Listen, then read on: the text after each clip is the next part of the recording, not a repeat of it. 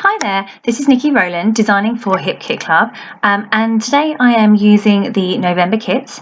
I had the main kit, the Project Life kit and the embellishment kit, and my assignment this week is to make a layout inspired by the mood board, which is here, and from that mood board I've picked up on the letters and the wood grain, and I'm using this cut file by Lisa, the letters. That's a November cut file you can find in the November downloads, and what I did was I made up this large title using those letters. I had to make myself a question mark with by doctoring an S, but just about managed it, and then I arranged them in the size and the way that I wanted on my screen, and then I cut them from a piece of white cardstock. So the letters on the mood board don't have the middle pieces of the letters, and they're all multicolored, so that's what I'm going for. Normally I would piece back in my middle sections of my letters,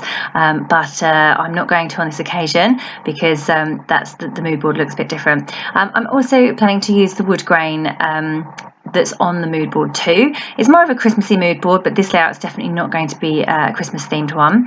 And I'm going to pick up, on the wood grain, and I'm using that beautiful Heidi Swapp Emerson Lane paper, the one with all the different patterns on. It's absolutely gorgeous.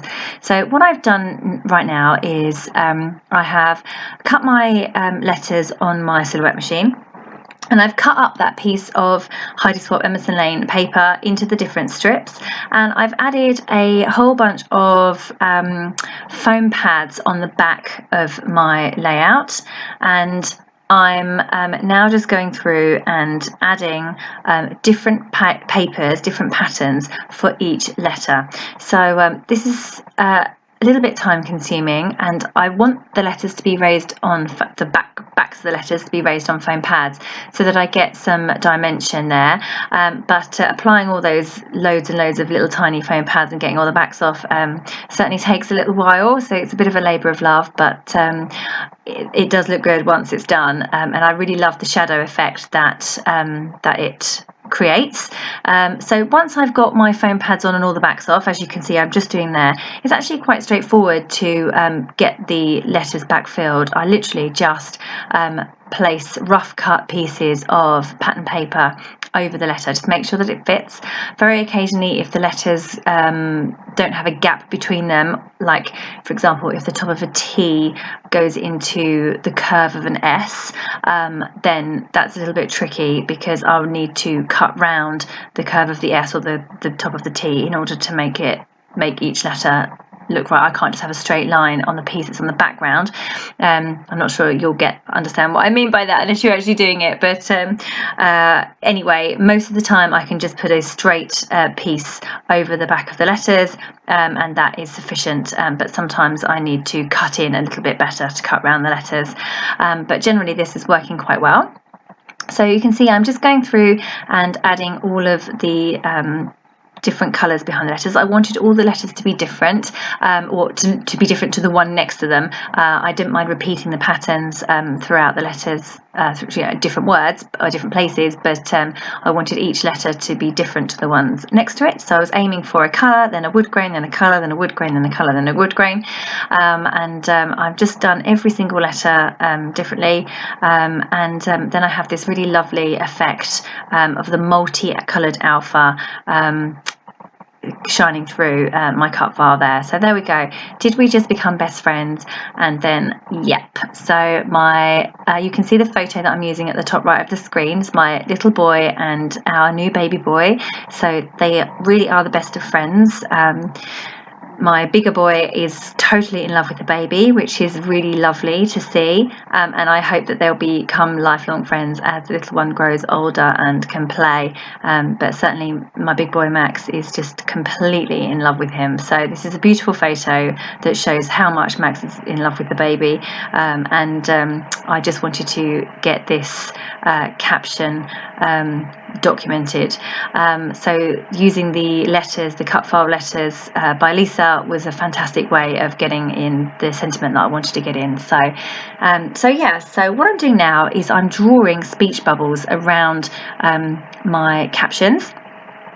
I could have cheated and used a cut file, but I didn't. I decided to draw this by hand. It took me a little while to get it right, lots of rubbing out and starting again, but that's what I've done. And I plan to pierce holes all the way around and sew using some different threads so that they both appear to be in, say, giant speech bubbles, and that they're kind of like talking to each other.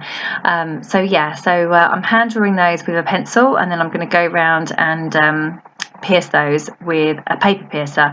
The back of my layout, there's a few parts where the foam pads were still exposed, and my layout kept sticking to my desk, which is why I just put some sellotape on it then.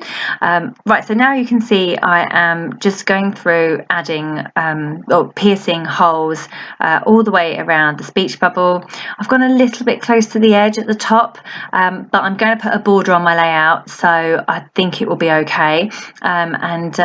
The speech bubbles overlap slightly. I wish now that I had made one overlap the other without them both overlapping. Does that make sense? So I wish the yep had I wish that the did we just become best friends bubble didn't go into the yep one. I wish I'd just not I just rubbed that bit out and not had it, so the yep appeared to be in front of the other one, but actually I've just overlapped them. So but anyway, you can't go back in time, so there's nothing I can do about it now, but it looks good. So I'm just using 3 strands of embroidery floss, and I have 2 different colours. So I have one kind of greyish colour for yep and a greenish colour for the did we just become best friends. So I'm using, say, 3 strands, and I'm just going to hand stitch that round. It's going to take me a little while, so I'll do that off screen. But yeah. There we go, all done. It's just like magic. So now that's the main part of my layout done, and I can just now start embellishing. So I really need to stick my background to my my border. I'm just taking the middle out of that piece of paper there so that I don't waste it, and there I go, sticking my layout to my border there. So there we go, that's now looking good, and now I can really start embellishing. So I wasn't sure how much I would put at the bottom here. I was thinking I would embellish at various points around the layout, but actually the title is so huge that really I needed to keep my embellishments quite small. However, I really struggled to get the balance of this layout right. You can see here I'm putting some circles to the right of that photo, and I've got some big embellishments that I tried at the top there that didn't really work. I've moved them back down, but it still doesn't feel right. In the end, I end up with quite a large embellishment cluster to the right of the photo that kind of fills up all of that space underneath the speech bubble, and then I just put a small amount elsewhere, and a little bit also on the bottom left of the photo too.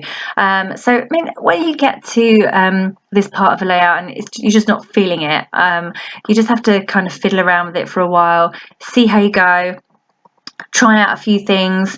If it doesn't work, move them, or ultimately you can sort of start all over again, really. Like, I didn't stick anything down until I was happy with how it was all going, so I kept moving stuff around, and then just kept building on those areas that I'd got there. So you can see the one on the right of the photo is really filling up.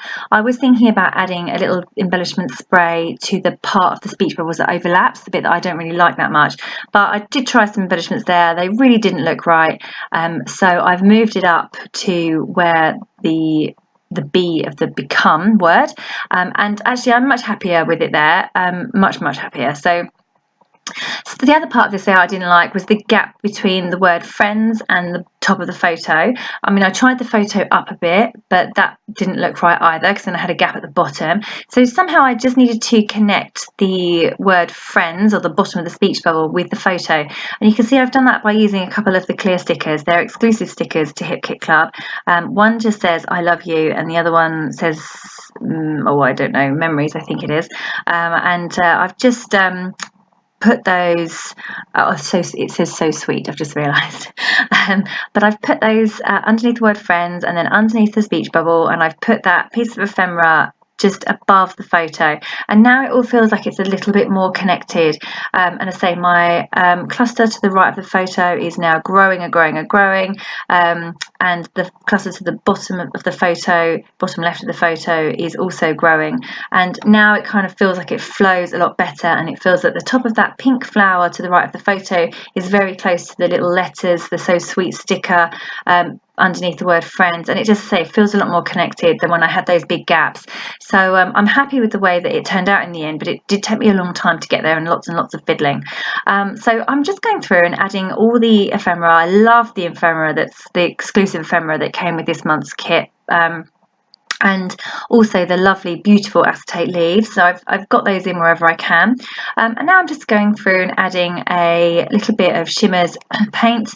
That's the one that came in this month's colour kit, and that's my layout complete. I haven't put any journaling on this one because it speaks for itself, yeah, so that's my layout. Thank you so much for joining me today. That was Niki Rowland for Hip Kit Club.